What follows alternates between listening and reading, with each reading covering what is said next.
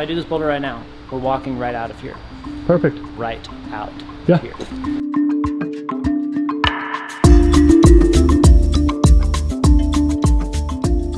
All right, this is gonna be episode 2 of the skills series. Carrie did episode 1 of the skills series called Crimper's Paradise. And this is not that. When you consider breaking a hard move into sort of 2 categories. So category 1 would be the position itself is quite difficult to be in. And then the other one, which is the emphasis of this set, is the space between the moves. Okay, so the positions themselves should not be that hard relative to the grade of the boulder, but it's moving from position to position that actually proves to be quite difficult. It's the space between the tears we've cried as the laughter keeps us coming back for more. All right, so these boulders are gonna go from V1 to V10. The idea is that you're gonna be learning specific skills along the way to progress from V1 to V10. Just a reminder that if you end up at a stopping point with a boulder, if the boulder is at 40, you can bring it back to 35, or you can take an easier boulder or a boulder that you have already accomplished and maybe tilt that down 5 degrees. So, you know, boulder number 1 is at 35.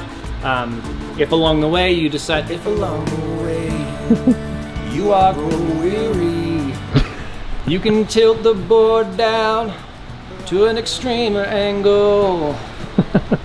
So you can take a boulder and just make it a little harder by tilting the angle. That's math. Mention the noises. Just oh yeah. Hey, this is a training center, but primarily this is a manufacturing center. So there's gonna be some noises in the background. Those are the machines and the people making the training equipment, the hangboards, the campus rungs, the tension boards, all the things that we all love about tension is being made right now. If you hear any loud bangs, maybe some screams, it's probably just the air compressor. Probably is. If you hear screams, it's definitely just the air compressor. So that's all that's happening. In conjunction with this video, we're gonna be giving away a WHETSTONE hangboard. Here's the criteria to get that WHETSTONE hangboard for free. You have to like and subscribe, and then comment on the video which boulder is your favorite and why, as well as some nice things about yours truly. Oh, also, what's your favorite Dave Matthews song? Yeah. There's a lot of good ones out there. Let's get started. I'm gonna boot up. To access this playlist set deck, all you're gonna do is just jump into your phone here and go into the app. You're gonna search tension climbing, and then what do you do? We can look up what Carrie did. The same name, Crimper's Paradise, number 1 through 10. Okay, so according to Carrie, all you have to do is search in the app the space between, and you'll find the space between 1, space between 2, all the way to the space between 10. Climbing profile. Or you can go to the tension climbing profile. And we'll keep them in this playlist called Tension Board Training Set. And we'll keep them in a playlist called the Tension Board Training Set. And that's where they'll live for the foreseeable future. Okay, boulder 1, V1 at 35, the space between.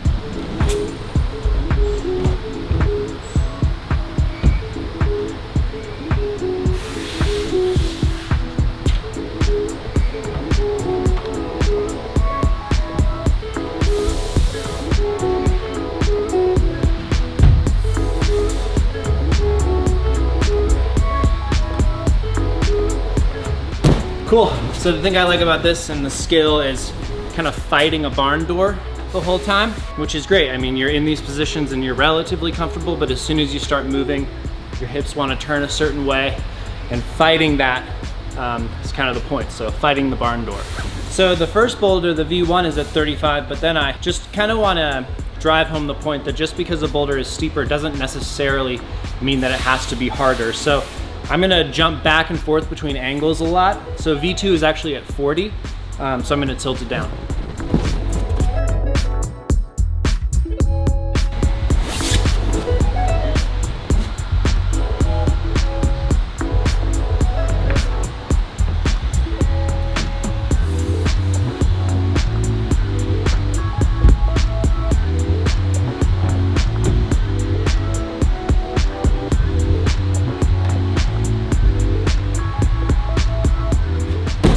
One of the attributes that I like about this boulder is you end up in this shouldery double Gaston.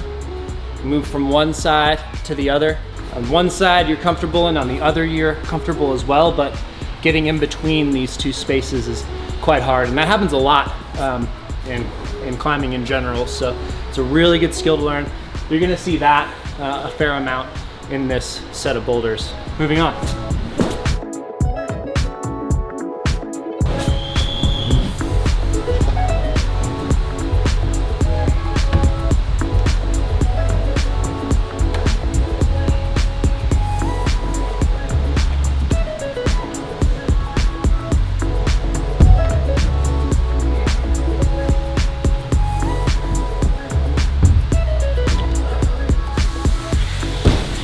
It's not a skill that you hear every day in climbing, but the way that I like to describe it is it has a pounce move. At the end here to the finish, you end up in tension on 2 down pulling holds. Depending on how you decide to do the boulder, I switched my heel to a toe off of this pinch and pounced up to the ball. Again, sort of like harkening back to this space between motif.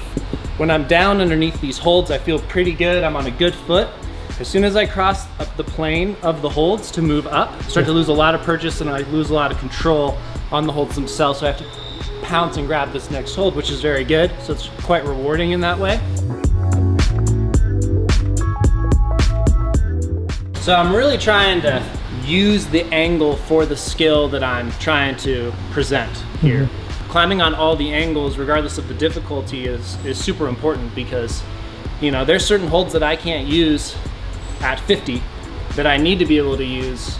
So I tilt the board up so that I can use them and try and like max out sort of at each angle. The skills that you can get on a certain angle aren't necessarily the skills you can get on another. So.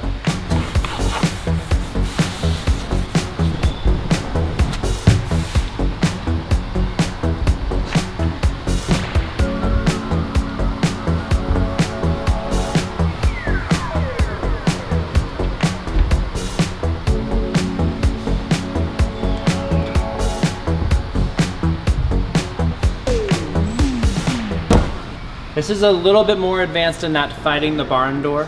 This is the first time we've actually like raw pinched something, which is kind of cool. I don't quite know how to describe it, but this does show up a fair amount in this set where you're underneath a hold that's facing the wrong direction and driving through the feet and grabbing this hold. We'll just call this a rise up. So this is the first time we've experienced that hard rise up. Okay, space between number 5 at 40.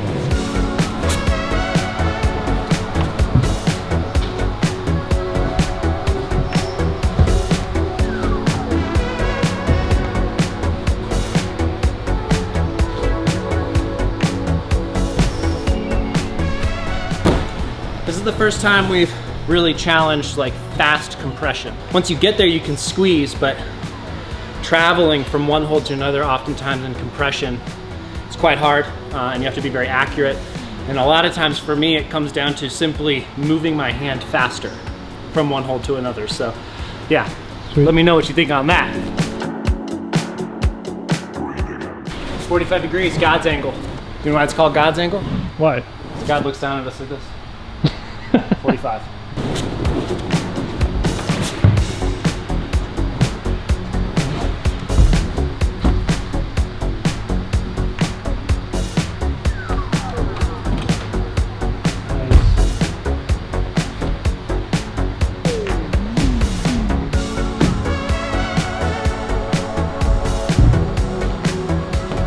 Okay.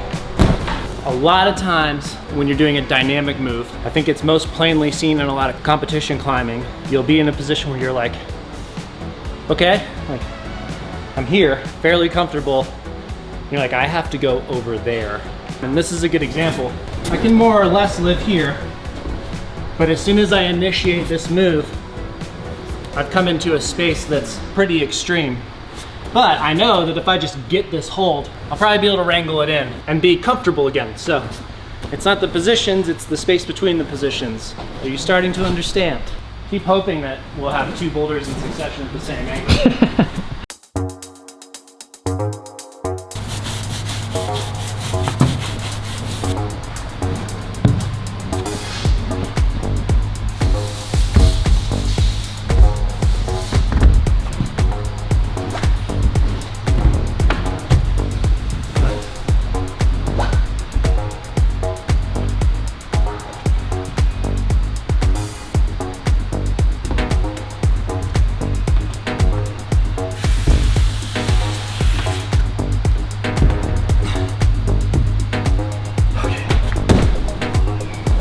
skills in that boulder. I really enjoy the move that's not a move, right? So you get here, you do this flip to make it so that you can have enough control to slam into this pinch. Do you have a boulder that you feel like epitomizes the boulder set that we're doing here? I think it's the next one. Well, shit, let's get to it. I'm a root setter. It's like also my job. When I'm teaching movement through the lens of root setting, one of my challenges a lot of the time with someone is this idea of bad holds good feet. I think a lot of the times as root setters, we think about hard climbing or interesting climbing, we think a lot about the hands. But a good way to get outside of that is to get the best footholds possible and the worst handholds possible and just sort of let that guide you. And so that's sort of what I did with this boulder. The feet are sort of the standout positive feature of this boulder, and it's what makes it work.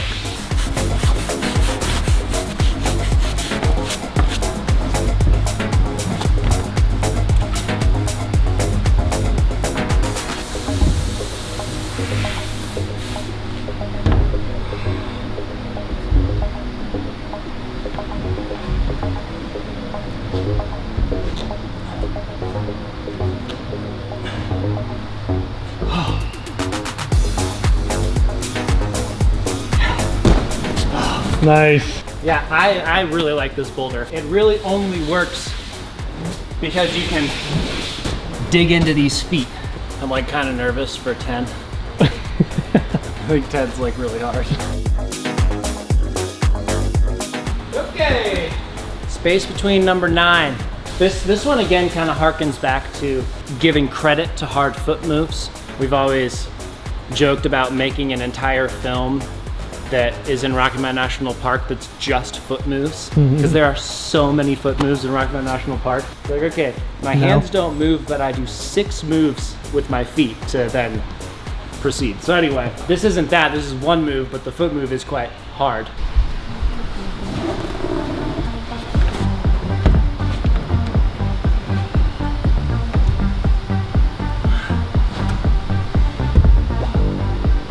Come on. Good.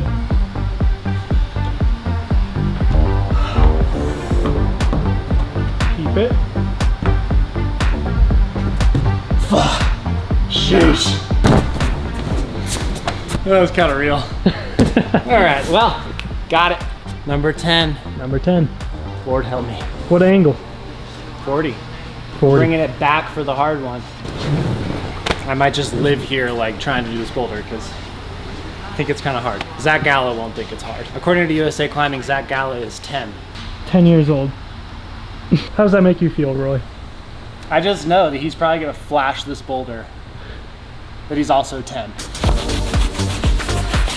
All right, Zach. I mean, Roy. If I do this boulder right now, we're walking right out of here. Perfect. Right out Yeah. here.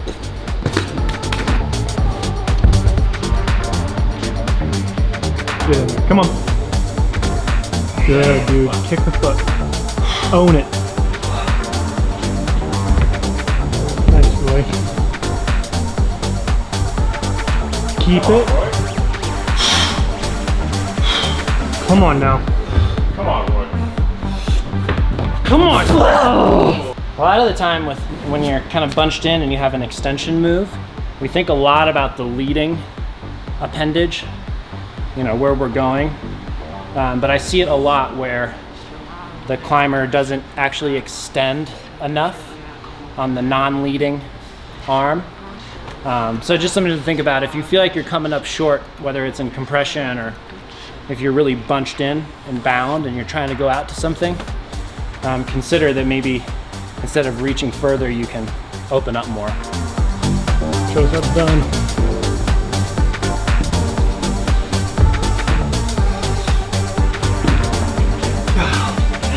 Oh my God, what a move. Yeah, it feels easy when you do it right. Come on now.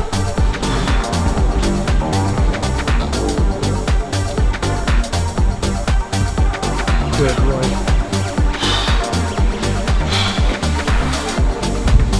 Good, dude. Come on.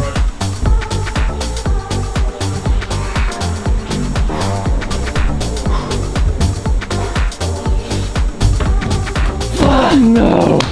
Dude! All right, we're gonna call it. People are starting to file in, but that is the space between, and just make sure that you go off like the devil in a church in a crowded room, and like and subscribe, and comment your favorite boulder, and get in the running for that free whetstone. In a week, we'll pick a winner, so make sure you act fast, and yeah, thanks for the time.